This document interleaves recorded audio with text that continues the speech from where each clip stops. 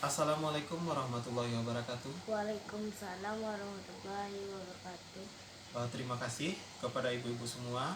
Alhamdulillah, marilah kita ucapkan kehadirat Allah Subhanahu wa taala yang telah memberikan rahmat dan karunia-Nya kepada kita bersama. Berkat rahmat dan karunia-Nya kita telah dapat berkumpul dalam rangka pertemuan PKH yang akan kita laksanakan sebentar lagi.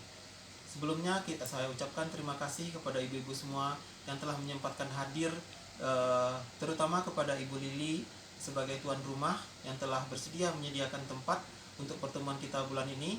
Terima kasih Ibu. Ya, sama-sama. Baiklah, sebelum kita mulai sesi kita pada kali ini, yaitu sesi yang kita bahas kali ini adalah tentang sesi 3, yaitu dengan judul memahami cara anak usia dini dalam belajar. Jadi sebelum kita masuk sesi 3 ini, saya minta kepada ibu-ibu semua untuk mengingat kembali tentang materi-materi sebelumnya pada bulan yang lalu mengenai sesi 1 ataupun sesi 2. Mungkin ada dari ibu-ibu yang ingat, boleh silakan angkat tangan. Iya, Ibu Dewi silakan. Sesi berapa Ibu yang mungkin ingat Bu? Sesi 1, iya. Iya, bagus, iya. Oh iya, terima kasih Bu. Mari tepuk tangan kepada Ibu Dewi. Iya, tadi Ibu Dewi telah menjelaskan pada sesi 1, yaitu menjadi orang tua yang lebih baik. Ya, bagus Ibu. Bu Dewi juga menjelaskan bagaimana cara menjadi orang tua yang lebih baik.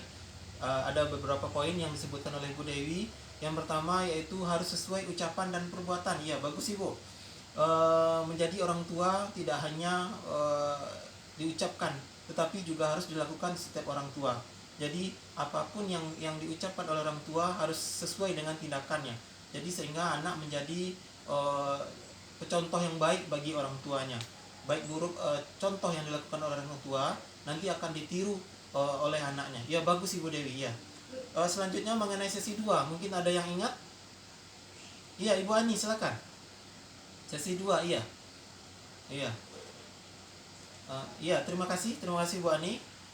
Iya, mari tepuk tangan kepada Ibu Ani. Iya, Bu Ani tadi menjelaskan mengenai sesi 2, yaitu memahami perilaku anak. Perilaku anak tadi dijelaskan oleh Bu Ani ada 2, perilaku buruk dan perilaku baik anak. Memahami perilaku baik bisa dengan memberikan pujian atau penghargaan terhadap anak.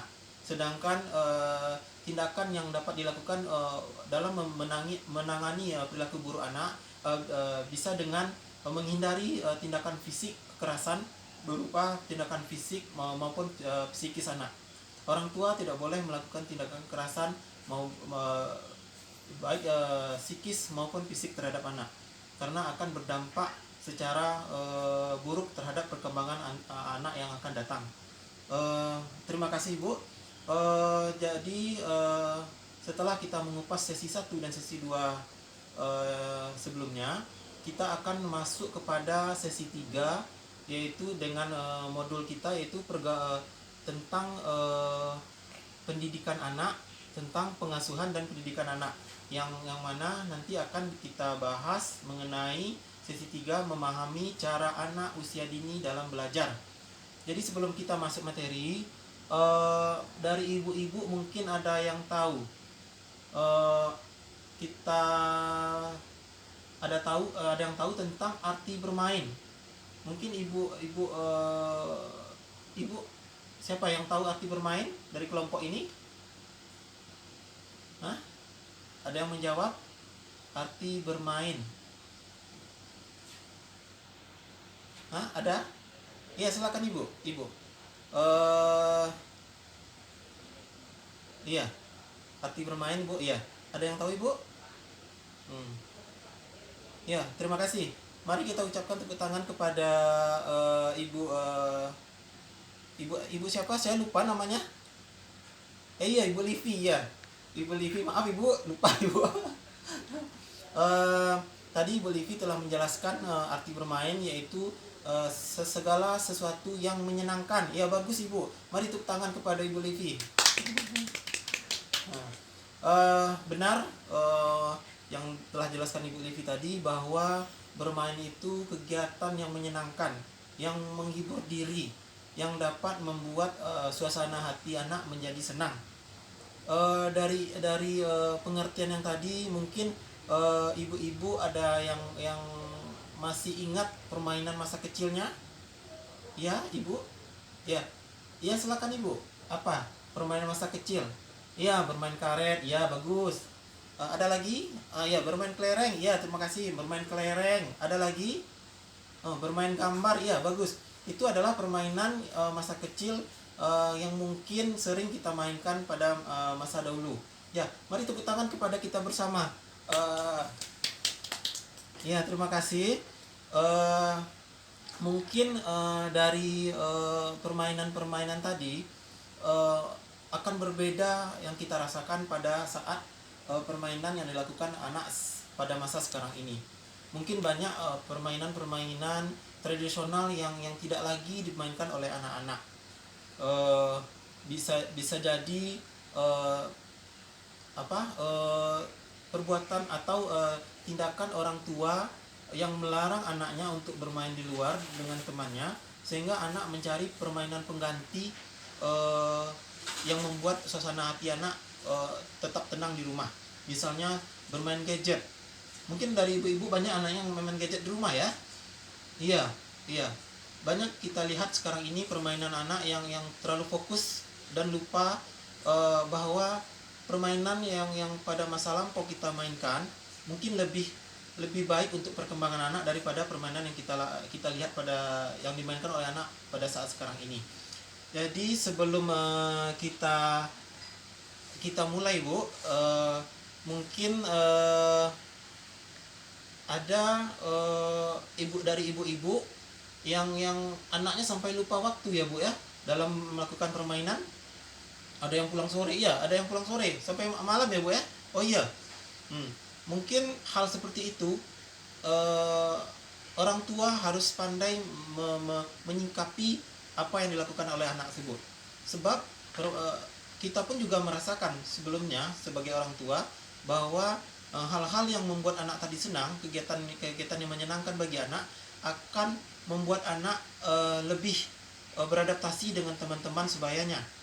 Jadi orang tua jangan menyikapi secara negatif perbuatan yang telah dilakukan oleh anak. Baiklah,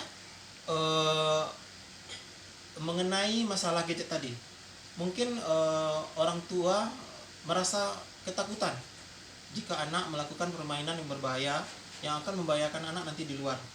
Setidaknya orang tua harus berusaha untuk mencarikan permainan pengganti.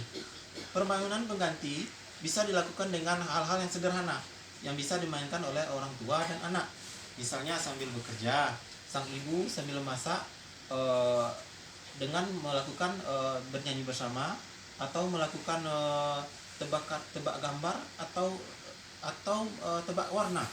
Hal sederhana seperti itu mungkin akan bisa dijadikan sebagai pedoman atau alternatif lain agar anak tidak bosan dengan permainan dan kembali memainkan gadgetnya.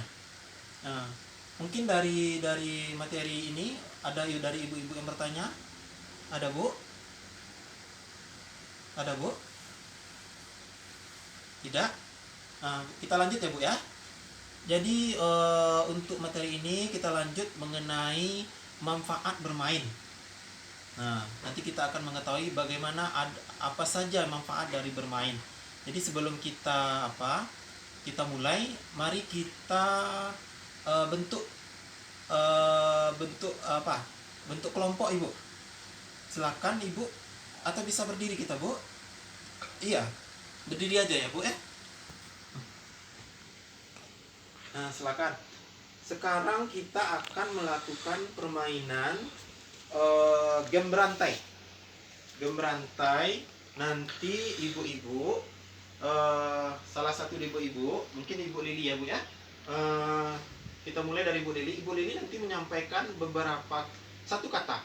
satu kata yang nanti akan disambung oleh teman yang lainnya, di mana kata yang pertama itu berhubungan. Misalnya saya kasih contoh, Ibu Lili mengucapkan kata gula, kemudian disambung oleh Ibu Dewi, gula pasir. Nah, Ibu Dewi menjawab pasir, kemudian Ibu Livi menjawab pasir apa misalnya? Pasir putih. Nah, misal gitu. Nanti putih misalnya apa yang putih, Bu? Putih misalnya kapas. Nah, kayak gitu, Bu. Harus saling berhubungan. Jadi itu dinamakan permainan berwantai. Bisa, Bu ya? Kita lanjutkan, Bu ya. Oke, silakan. Silakan, Bu. Satu kata, Bu. Ya. Mulai dari Ibu Dewi, silakan sebutkan, nanti disambung oleh teman yang lain. Ya. Oke, Bu. Bagus. Ya, terus. Sambung lagi, Bu. Ya. Sudah? Ya. Mari tepuk tangan kepada kita bersama. Boleh, Bu, duduk lagi, Bu. Dari permainan yang barusan kita mainkan tadi, mungkin dari ibu-ibu dapat mengambil kesimpulan apa saja yang didapat dari permainan barusan. Ya, silakan Ibu, mungkin ada yang menjawab. Ya, Ibu Ani ya, silakan Bu. Ya, manfaatnya Bu. Ya, apa yang Ibu rasakan? Iya, terima kasih Bu. Ya, mari tepuk tangan ya Ibu Ani ya. Bagus, ada lagi Bu? Ya, ada lagi. Oh, boleh. Iya, terima kasih. Jadi dapat kita tarik kesimpulan, tadi telah jelaskan Ibu Ani bahwa melalui permainan yang dilakukan tadi dapat kita ambil kesimpulan bahwa kita merasakan bahagia. Kita merasakan bahagia saat melakukan permainan. Terus ada tadi yang menyebutkan bahwa membuat kita kompak ya Bu ya, kompak Bu ya. Ya, bagus. Jadi dari permainan yang sederhana kita dapat menarik kesimpulan bahwa manfaat dari permainan itu bisa meningkatkan konsentrasi anak. Walaupun itu sederhana dan tidak memerlukan biaya yang besar.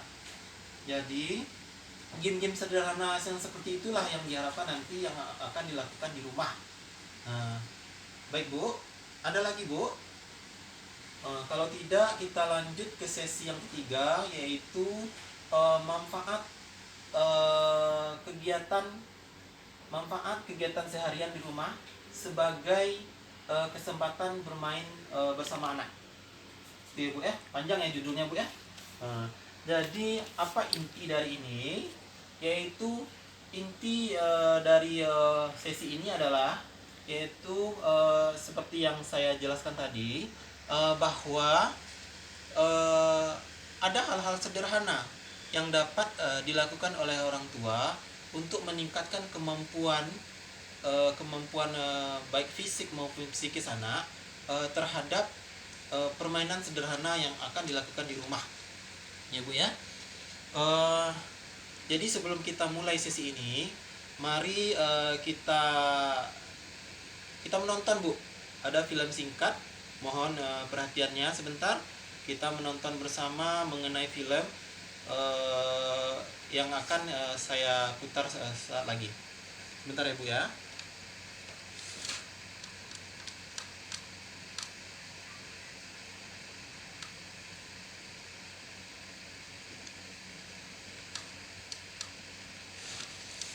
Mohon perhatiannya Bu.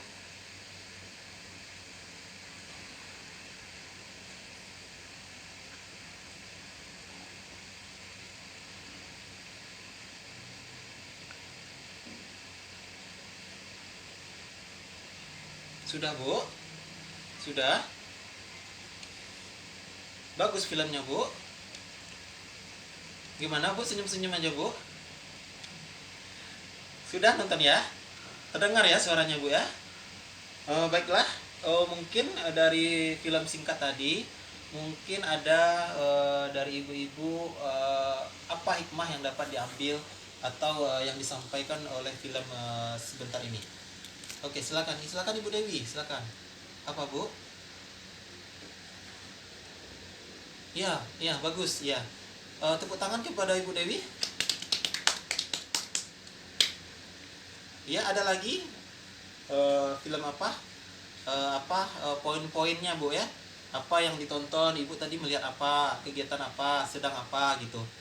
Apa Bu? Ya, silakan Bu, silakan. Oh iya, bagus. Terima kasih Ibu Lili. Mari tepuk tangan kepada Ibu Lili. Baiklah, dari diskusi tadi dapat kita jelaskan mengenai film ini, yaitu film di mana seorang ibu yang sedang memasak kemudian melakukan permainan sederhana dengan anak-anaknya, yaitu dengan bernyanyi bersama. Jadi walaupun ibu melakukan kegiatan, tapi tidak menghambat melakukan permainan sederhana bersama anak, misalnya tadi bernyanyi.